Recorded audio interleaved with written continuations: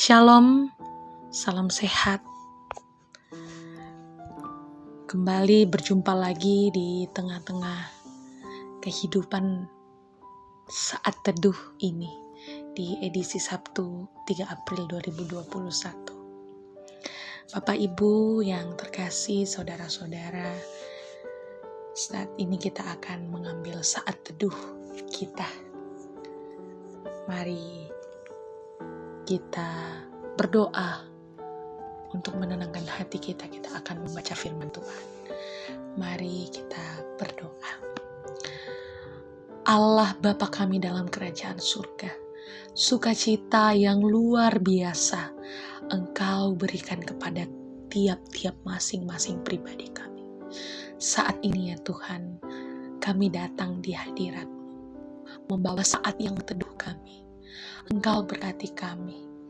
Saat ini ya Tuhan, kami akan membaca, merenungkan firman-Mu. Ya Tuhan, Engkau membuat kami paham firman ini, agar kami tidak jauh daripada Tuhan, tetapi Tuhan semakin dekat kepada kami. Dan nama Tuhan, Roh Kudus-Mu yang selalu bekerja dalam kehidupan kami, dan nama Tuhan dipermuliakan. Inilah doa kami ya Tuhan. Dalam nama Tuhan Yesus kami berdoa. Amin. Bapak Ibu, saat ini pembacaan kita terambil dari Markus 15 ayat 42 sampai ayatnya yang ke-47. Saya akan bacakan untuk kita semua.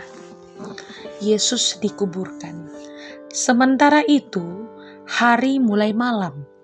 Dan hari itu adalah hari persiapan, yaitu hari menjelang Sabat.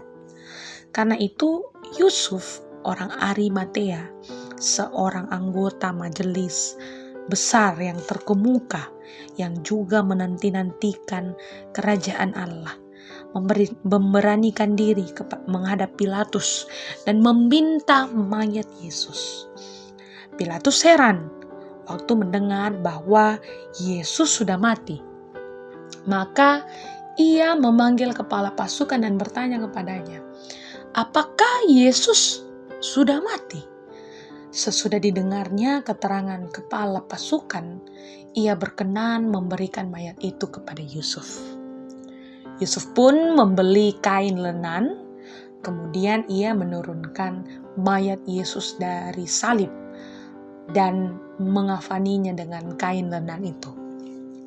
Lalu ia membaringkan dia di dalam kubur yang digali di dalam bukit batu. Kemudian digulingkannya sebuah batu ke pintu kubur itu. Maria Magdalena dan Maria ibu Yoses melihat di mana Yesus dibaringkan. Demikian firman Tuhan. Bapak Ibu saudara-saudara yang dikasihi oleh Tuhan, saat ini tema kita yaitu mengalahkan maut. Beberapa orang mengalami kematian secara tiba-tiba. Mungkin kita pernah bertemu seseorang lalu berbincang satu sama lain, dan beberapa saat kemudian terdengar kabar bahwa orang itu telah meninggal. Begitu sangat kaget pasti kita, apalagi orang-orang itu dekat dengan kita. Nah, mendengar berita itu, maka sesaat kita pasti tidak percaya ya, sebelum memastikan sendiri kebenarannya. Nah, kematian Kristus di kayu salib membuat Pilatus terkejut, dan ternyata ia tidak percaya. Nah, Pilatus sendiri tahu bahwa Yesus memang disalibkan, karena dialah yang menyerahkan Yesus untuk disalibkan. Kematian Yesus di kayu salib terjadi begitu cepat dari biasanya. Dan untuk memastikan hal tersebut, Pilatus memanggil ya kepala pasukan, yakni pejabatnya sendiri, orang kepercayaannya, dan bertanya kepada kepala pasukan itu, apakah Yesus memang benar-benar mati?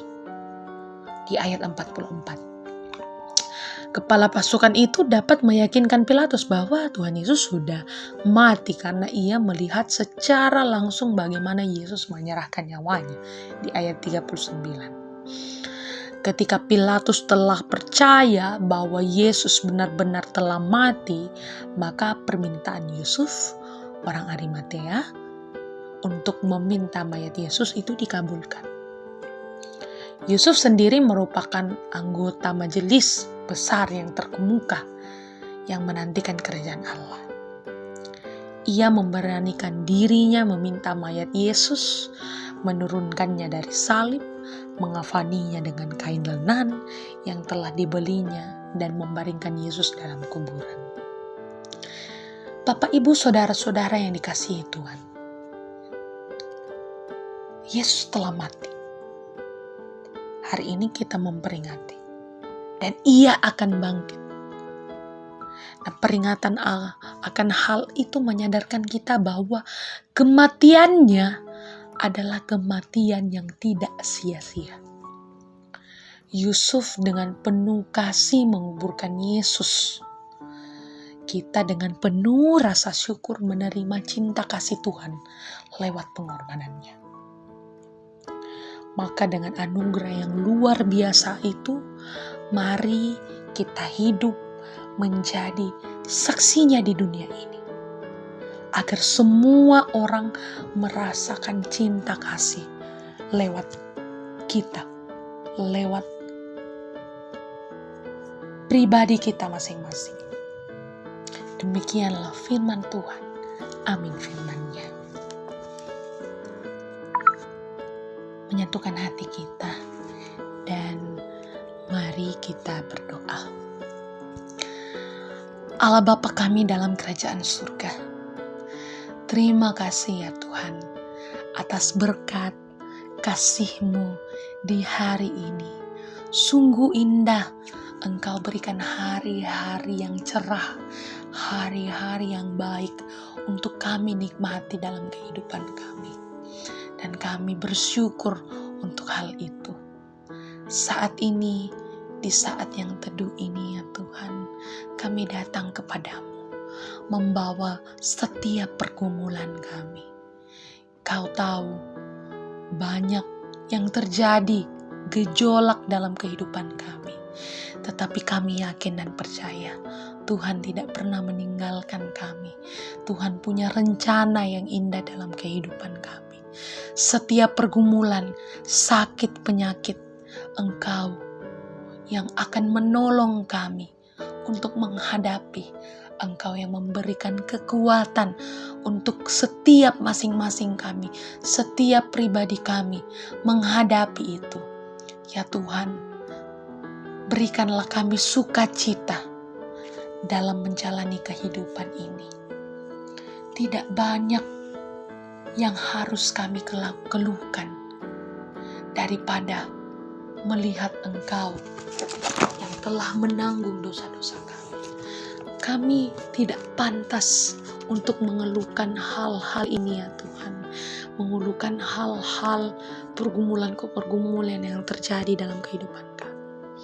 Tetapi ya Tuhan, kami datang kepadamu, meminta kekuatan, meminta berkat yang asalnya daripada Engkau. Engkau memberkati setiap kami. Berikan kami penguatan.